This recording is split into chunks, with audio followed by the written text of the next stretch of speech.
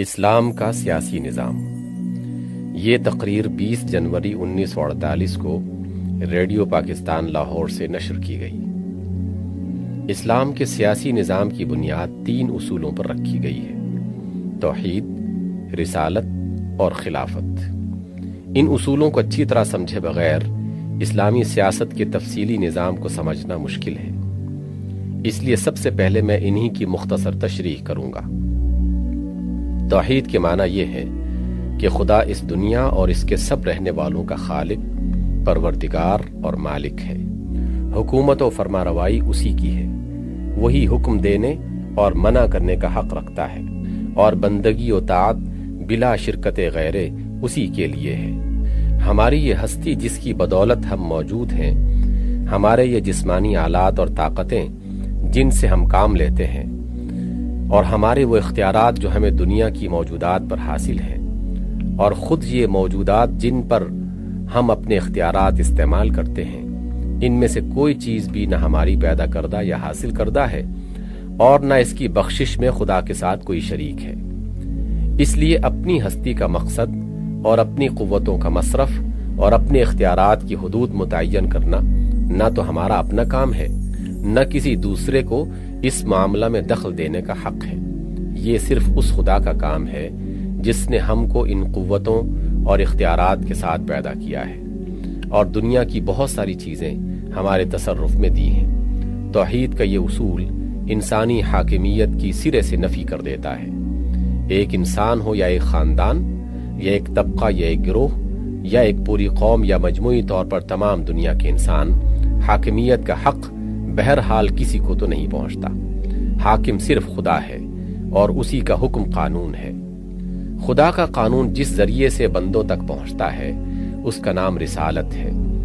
اس ذریعے سے ہمیں 2 چیزیں ملتی ہیں: ایک کتاب جس میں خود خدا نے اپنا قانون بیان کیا ہے، دوسرے کتاب کی مستند تشریح جو رسول صلی اللہ علیہ وسلم نے خدا کا نمائندہ ہونے کی حیثیت سے اپنے قول و عمل میں پیش کی ہے۔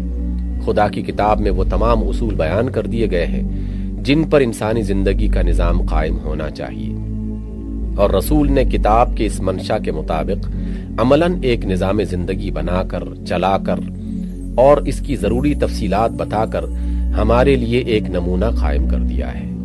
انہی 2 چیزوں کے مجموعے کا نام اسلامی اصطلاح میں شریعت ہے، اور یہی وہ اساسی دستور ہے جس پر اسلامی ریاست قائم ہوتی ہے۔ اب خلافت کو لیجئے۔ یہ لفظ عربی زبان میں نیابت کے معنی میں بولا جاتا ہے۔ اسلامی نقطہ نظر سے دنیا میں انسان کی اصل حیثیت یہ ہے کہ وہ زمین پر خدا کا نائب ہے، یعنی اس کے ملک میں اس کے دیے ہوئے اختیارات استعمال کرتا ہے۔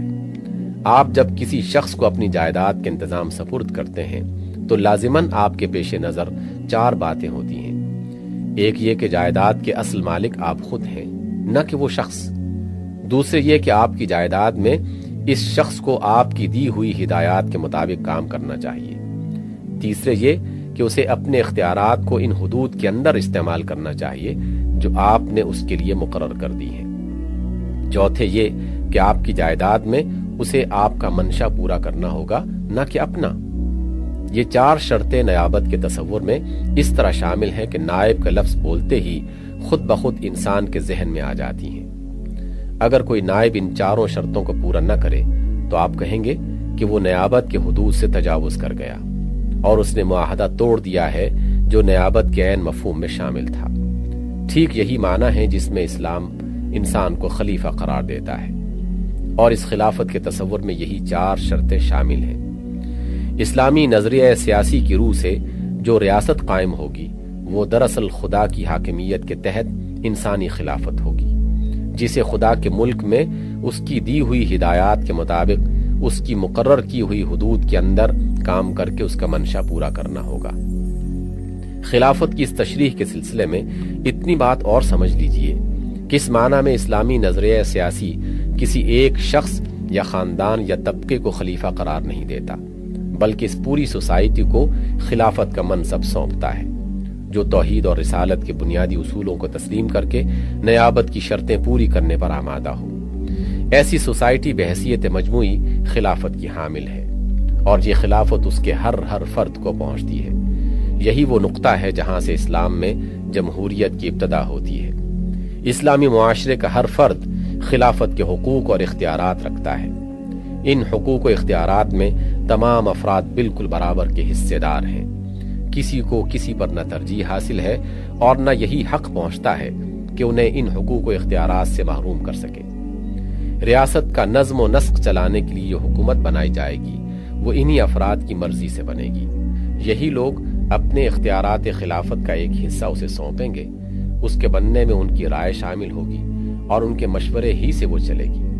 جو ان کا اعتماد حاصل کرے گا وہ ان کی طرف سے خلافت کے فرائض انجام دے گا، اور جو ان کا اعتماد کھو دے گا اسے حکومت کے منصب سے ہٹنا پڑے گا۔ اس لحاظ سے اسلامی جمہوریت ایک مکمل جمہوریت ہے، اتنی مکمل جتنی کوئی جمہوریت مکمل ہو سکتی ہے۔ البتہ جو چیز اسلامی جمہوریت کو مغربی جمہوریت سے الگ کرتی ہے وہ یہ ہے کہ مغرب کا نظریہ سیاسی جمہوری حاکمیت کا قائل اور اسلام جمہوری خلافت کا۔ وہاں اپنی شریعت جمہور آپ بناتے ہیں، یہاں ان کو اس شریعت کی پابندی کرنی ہوتی ہے جو خدا نے اپنے رسول کے ذریعے سے دی ہے۔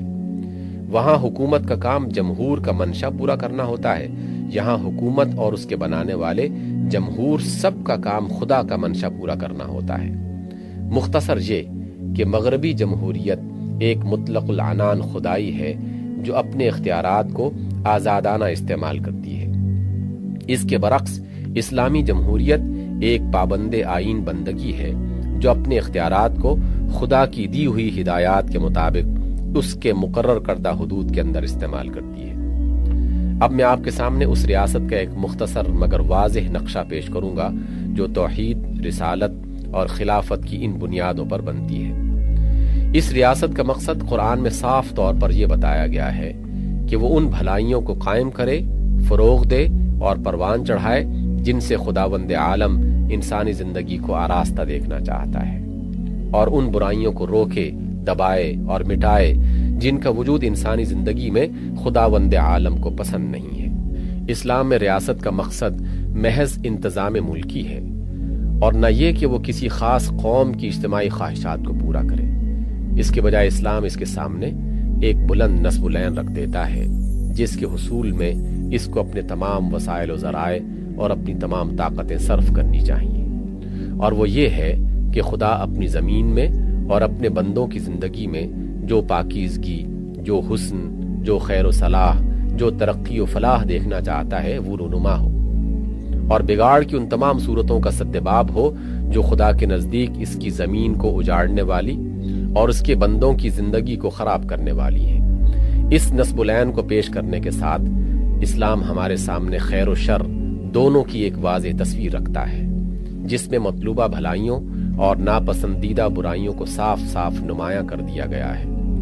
اس تصویر کو نگاہ میں رکھ کر ہر زمانے اور ہر ماحول میں اسلامی ریاست اپنا اصلاحی پروگرام بنا سکتی ہے۔ اسلام کا مستقل تقاضا یہ ہے کہ زندگی کے ہر شعبے میں اخلاقی اصول کی پابندی کی جائے۔ اس لیے وہ اپنی ریاست کے لیے بھی یہ قطعی پالیسی متعین کر دیتا ہے کہ اس کی سیاست بے لاگ انصاف، بے لوث سچائی اور کھری ایمانداری پر قائم ہو۔ وہ ملکی یا انتظامی یا قومی مصلحتوں کی خاطر جھوٹ، فریب اور بے انصافی کو کسی حال میں گوارا کرنے کے لیے تیار نہیں ہے۔ ملک کے اندر راعی اور رعایا کے باہمی تعلقات ہوں یا ملک کے باہر دوسری قوموں کے ساتھ تعلقات، دونوں میں وہ صداقت، دیانت اور انصاف کو اغراض و مصالح پر مقدم رکھنا چاہتا ہے۔ مسلمان افراد کی طرح مسلم ریاست پر بھی وہ یہ پابندی عائد کرتا ہے کہ عہد کرو تو اسے وفا کرو، لینے اور دینے کے پیمانے یکساں رکھو، جو کچھ کہتے ہو وہی کرو اور جو کچھ کرتے ہو وہی کہو، اپنے حق کے ساتھ اپنے فرض کو بھی یاد رکھو اور دوسروں کے فرض کے ساتھ اس کے حق کو بھی نہ بھولو۔ طاقت کو ظلم کے بجائے انصاف کے قیام کا ذریعہ بناؤ، حق کو بہرحال حق سمجھو اور اسے ادا کرو، اقتدار کو خدا کی امانت سمجھو اور اس یقین کے ساتھ اسے استعمال کرو کہ اس امانت کا پورا حساب تمہیں اپنے خدا کو دینا ہے۔ اسلامی ریاست اگرچہ زمین کے کسی خاص خطے ہی میں قائم ہوتی ہے، مگر وہ نہ انسانی حقوق کو ایک جغرافی حد میں محدود رکھتی ہے اور نہ شہریت کے حقوق کو جہاں تک انسانیت کا تعلق ہے، اسلام ہر انسان کے لیے چند بنیادی حقوق مقرر کر دیتا ہے اور ہر حال میں ان کے احترام کا حکم دیتا ہے، خواہ وہ انسان اسلامی ریاست کے حدود میں رہتا ہو یا اس سے باہر، خواہ دوست ہو یا دشمن، خواہ سلو رکھتا ہو یا برسر جنگ ہو۔ انسانی خون ہر حالت میں محترم ہے اور حق کے بغیر اسے نہیں بہایا جا سکتا۔ عورت، بچے، بوڑھے، بیمار اور زخمی پر دست درازی کرنا کسی حال میں جائز نہیں۔ عورت کی عصمت بہرحال احترام کی مستحق ہے اور اسے بے آبرو نہیں کیا جا سکتا۔ بھوکا آدمی روٹی کا، ننگا آدمی کپڑے کا، زخمی یا بیمار آدمی علاج اور تیمارداری کا بہرحال مستحق ہے، خواہ دشمن قوم ہی سے تعلق رکھتا ہو۔ یہ اور ایسی ہی چند دوسرے حقوق اسلام نے انسان کو بحیثیت انسان ہونے کے عطا کیے ہیں، اور اسلامی ریاست کے دستور میں ان کو بنیادی حقوق کی جگہ حاصل ہے۔ رہے شہریت کے حقوق، تو وہ بھی اسلام صرف انہی لوگوں کو نہیں دیتا جو اس کی ریاست کی حدود میں پیدا ہوئے ہوں، بلکہ ہر مسلمان، خواہ وہ دنیا کے کسی گوشے میں پیدا ہوا ہو، اسلامی ریاست کے حدود میں داخل ہوتے ہی آپ سے آپ اس کا شہری بن جاتا ہے اور پیدائشی شہریوں کے برابر حقوق کا مستحق قرار پاتا ہے۔ دنیا میں جتنی اسلامی ریاستیں بھی ہوں گی، ان سب کے درمیان شہریت مشترک ہوگی۔ مسلمان کسی نسلی، قومی یا طبقاتی امتیاز کے بغیر ہر اسلامی ریاست میں ذمہ داری کے کسی بڑے سے بڑے منصب کا اہل ہو سکتا ہے۔ غیر مسلموں کے لیے جو کسی اسلامی ریاست کی حدود میں رہتے ہوں، اسلام نے چند حقوق معین کر دیے ہیں اور وہ لازماً دستور اسلامی کا جز ہوں گے۔ اسلامی اصطلاح میں ایسے غیر مسلم کو ذمی کہا جاتا ہے، یعنی جس کی حفاظت کا اسلامی ریاست نے ذمہ لے لیا ہے۔ ذمی کی جان و مال اور آبرو بالکل مسلمان کے جان و مال اور آبرو کی طرح محترم ہے۔ فوجداری اور دیوانی قوانین میں مسلم اور ذمی کے درمیان کوئی فرق نہیں۔ ذمیوں کے پرسنل لاء میں اسلامی ریاست کوئی مداخلت نہ کرے گی۔ ذمیوں کو ضمیر اور اعتقاد اور مذہبی رسوم و عبادات میں پوری آزادی حاصل ہوگی۔ ذمی اپنے مذہب کی تبلیغ ہی نہیں بلکہ قانون کی حد میں رہتے ہوئے اسلام پر بھی تنقید کر سکتا ہے۔ یہ اور ایسے بہت سے حقوق اسلامی دستور میں غیر مسلم رعایا کو دیے گئے ہیں، اور یہ مستقل حقوق ہیں جنہیں اس وقت تک سلب نہیں کیا جا سکتا جب تک وہ ہمارے ذمے سے خارج نہ ہو جائیں۔ کوئی غیر مسلم حکومت اپنی مسلم رعایا پر چاہے کتنے ہی ظلم ڈھائے، ایک اسلامی ریاست کے لیے اس کے جواب میں اپنی غیر مسلم رعایا پر شریعت کے خلاف ذرا سی دست درازی کرنا بھی جائز نہیں۔ حتیٰ کہ ہماری سرحد کے باہر اگر سارے مسلمان قتل کر دیے جائیں، تب بھی ہم اپنی حد کے اندر ایک ذمی کا خون بھی حق کے بغیر نہیں بہا سکتے۔ اسلامی ریاست کے انتظام کی ذمہ داری ایک امیر کے سپرد کی جائے گی، جسے صدر جمہوریہ کے مماثل سمجھنا چاہیے۔ امیر کے انتخاب میں ان تمام بالغ مردوں اور عورتوں کو رائے دینے کا حق ہوگا جو دستور کے اصولوں کو تسلیم کرتے ہوں۔ انتخاب کی بنیاد یہ ہوگی کہ روح اسلام کی واقفیت، اسلامی سیرت، خدا ترسی اور تدبر کے اعتبار سے کون شخص سوسائٹی کے اندر زیادہ سے زیادہ لوگوں کا اعتماد رکھتا ہے۔ ایسے شخص کو امارت کے لیے منتخب کیا جائے گا، پھر اس کی مدد کے لیے مجلس شورا بنائی جائے گی اور وہ بھی لوگوں کی منتخب کردہ ہوگی۔ امیر کے لیے لازم ہوگا کہ ملک کا انتظام اہل شورا کے مشورے سے کرے۔ ایک امیر اسی وقت تک حکمران رہ سکتا ہے جب تک اسے لوگوں کا اعتماد حاصل رہے۔ عدم اعتماد کی صورت میں اسے جگہ خالی کرنی ہوگی، مگر جب تک وہ لوگوں کا اعتماد رکھتا ہے اسے حکومت کے پورے اختیارات حاصل رہیں گے۔ امیر اور اس کی حکومت پر عام شہریوں کو نقطہ چینی کا پورا حق حاصل ہوگا۔ اسلامی ریاست میں قانون سازی ان حدود کے اندر ہوگی جو شریعت میں مقرر کی گئی ہیں۔ خدا اور رسول کے واضح احکام صرف اطاعت کے لیے ہیں۔ کوئی مجلس قانون ساز ان میں رد و بدل نہیں کر سکتی۔ رہے وہ احکام جن میں دو یا زیادہ تعبیر ممکن ہے تو ان میں شریعت کا منشا معلوم کرنا ان لوگوں کا کام ہے جو شریعت کا علم رکھتے ہیں۔ اس لیے ایسے معاملات مجلس شورا کی اس سب کمیٹی کے سپرد کیے جائیں گے جو علماء پر مشتمل ہوگی۔ اس کے بعد ایک وسیع میدان ان معاملات کا ہے جن میں شریعت نے کوئی حکم نہیں دیا ہے۔ ایسے تمام معاملات میں مجلس شورا قوانین بنانے کے لیے آزاد ہے۔ اسلام میں عدالت انتظامی حکومت کے ماتحت نہیں ہے بلکہ براہ راست خدا کی نمائندہ اور اس کو جواب دہ ہے۔ حاکمان عدالت کو مقرر تو انتظامی حکومت ہی کرے گی، مگر جب ایک شخص عدالت کی کرسی پر بیٹھ جائے گا تو خدا کے قانون کے مطابق لوگوں کے درمیان بے لاگ انصاف کرے گا، اور اس کے انصاف کی زد سے خود حکومت بھی نہ بچ سکے گی، حتیٰ کہ خود حکومت کے رئیس اعلیٰ کو بھی مدعی یا مدعا علیہ کی حیثیت سے اس کے سامنے اسی طرح حاضر ہونا پڑے گا جیسے ایک عام شہری حاضر ہوتا ہے۔